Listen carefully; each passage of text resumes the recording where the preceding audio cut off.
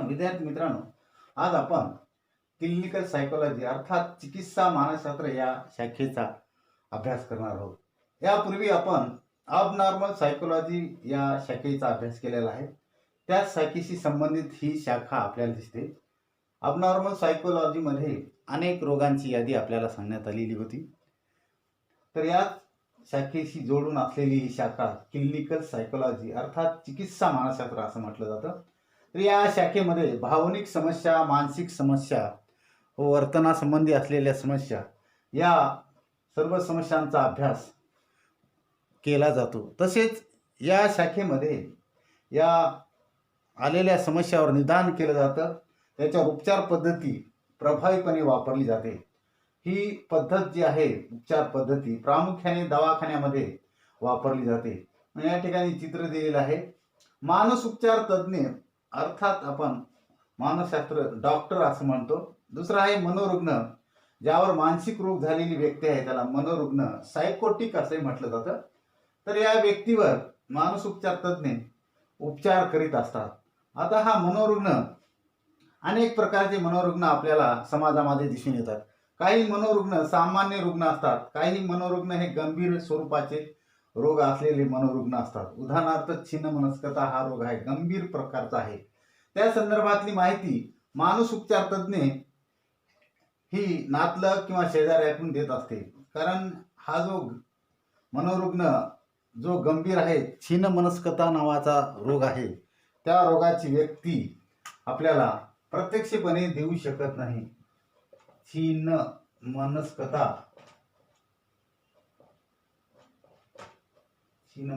हा नावाचा रोग आहे. त्याला शिझोफ्रेनिया इंग्लिशमध्ये असं म्हणतात.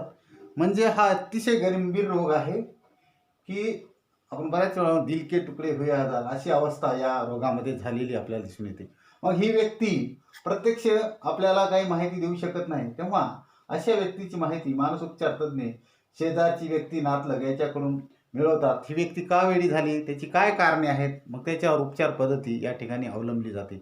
अशा प्रकारचे उपचार पद्धती यामध्ये आहे. दुसरी गोष्ट, यामध्ये ज्या समस्या आहेत इतर अतिनैराश्य, बालगुन्हेगारी आहे, व्यसनधीनता आहे, याच्यावर सुद्धा उपचार पद्धती या चिकित्सा मानसशास्त्रामध्ये केली जाते.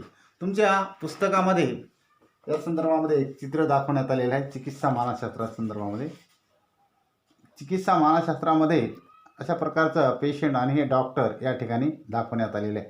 चिकित्सा मानसशास्त्र इस्पितळात व समुदाय आरोग्य केंद्रामध्ये काम करतानाचं हे चित्र आपल्याला दिसून येते. तर सर्वात मोठी काम करणारी स्वतंत्र शाखा म्हणून चिकित्सा मानसशास्त्राचा उपयोग आपण करत असतो. ब्रांच है और आजकल काफ़ी ज़्यादा डिमांड में भी है। क्लिनिकल साइकोलॉजी का मेन फोकस होता है मेंटल, इमोशनल और बिहेवियरल डिसऑर्डर्स का ट्रीटमेंट करना और कुछ और प्रॉब्लम जैसे सीखने में असमर्थता, नशा शराब वगैरह का सेवन, एंजाइटी, डिप्रेशन और बाकी के जो भी डिसऑर्डर्स होते हैं उनका ट्रीटमेंट थेरेपी के द्वारा करना, ये सभी क्लिनिकल साइकोलॉजी में आता है। तो आज की इस वीडियो में आपको मिलेगी क्लिनिकल साइकोलॉजी से रिलेटेड पूरी इन्फॉर्मेशन, जैसे क्लिनिकल साइकोलॉजी क्या है, क्लिनिकल साइकोलॉजिस्ट कैसे बन सकते हैं, एक क्लिनिकल साइकोलॉजिस्ट का काम क्या होता है और क्लिनिकल साइकोलॉजिस्ट की जरूरत किस किस फील्ड में पड़ती है। तो दोस्तों, आप देख रहे हैं द साइकोलॉजी क्लासेस। चलिए बात करते हैं आज के इस टॉपिक के बारे में और शुरू करते हैं आज की इस वीडियो को।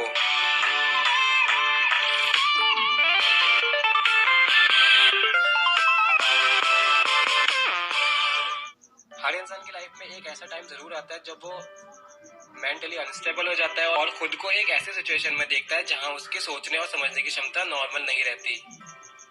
ज्यादातर लोगों को लगता है कि ये सब नॉर्मल है और थोड़े टाइम के बाद ठीक हो जाएगा, पर मोस्टली केसेस में देखा गया है कि ऐसा नहीं होता और बार बार ऐसे फीलिंग आना एक सीरियस प्रॉब्लम हो सकती है और ये इंडिकेट करती है आने वाली मेंटल और इमोशनल प्रॉब्लम्स को। और इन मेंटल और इमोशनल प्रॉब्लम में जितना जल्दी किसी साइकोलॉजिस्ट को कंसल्ट किया जा सके उतना ज्यादा बेहतर होता है फ्यूचर के लिए।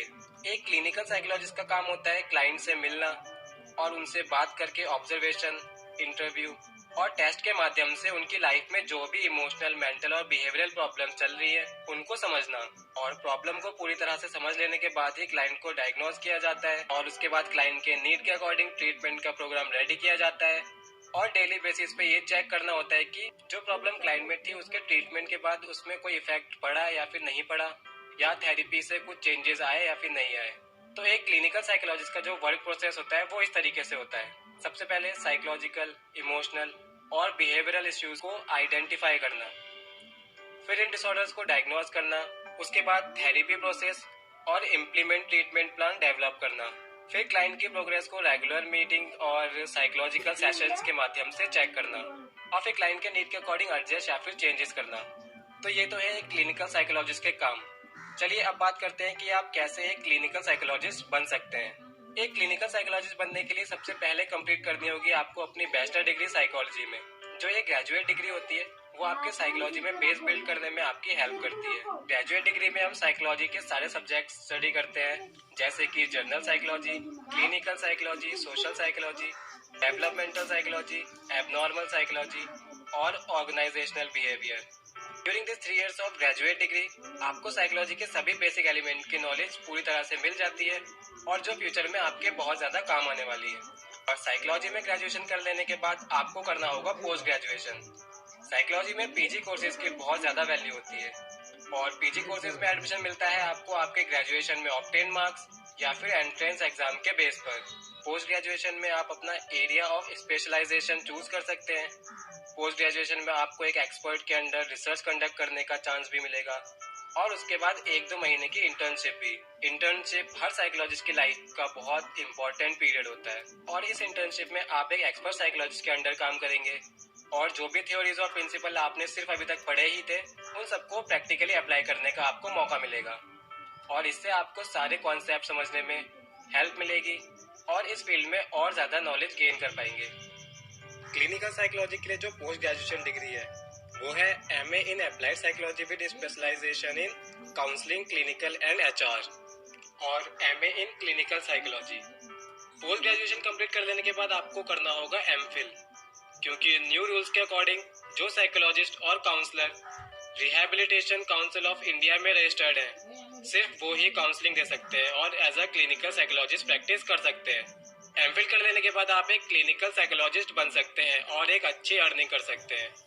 पर अगर आप डॉक्टरेट कर लेते हैं तो बहुत अच्छा है, और अर्निंग भी MPhil के कंपैरिजन में बहुत ज़्यादा हो जाएगी। साइकोलॉजी में 2 टाइप के डॉक्टरेट प्रोग्राम अवेलेबल हैं। पहला है PhD इन साइकोलॉजी, जिसका मेन फोकस होता है साइंस और रिसर्च। दूसरा होता है डॉक्टर ऑफ साइकोलॉजी, जिसका मेन फोकस होता है क्लिनिकल वर्क। तो ये करके आप क्लिनिकल साइकोलॉजिस्ट बन सकते हैं। अब देखते हैं कि एक क्लिनिकल साइकोलॉजिस्ट किस किस फील्ड में जॉब कर सकता है, या उसकी ज़रूरत किस किस फील्ड में होती है। सबसे पहला जो फील्ड है वो है ओल्ड एज होम्स में, उसके बाद NGOs में, कॉलेजेस, यूनिवर्सिटीज़ में, हॉस्पिटल में, रिहैब सेंटर में और स्कूल्स में। इसके बाद ये है कुछ best career option clinical psychologist के लिए: child psychologist, behavioural health psychologist, clinical case manager, clinical social worker, counselling psychologist, medical psychologist, mental health social worker, private psychologist, psychotherapist और रिहैबिलिटेशन साइकोलॉजिस्ट।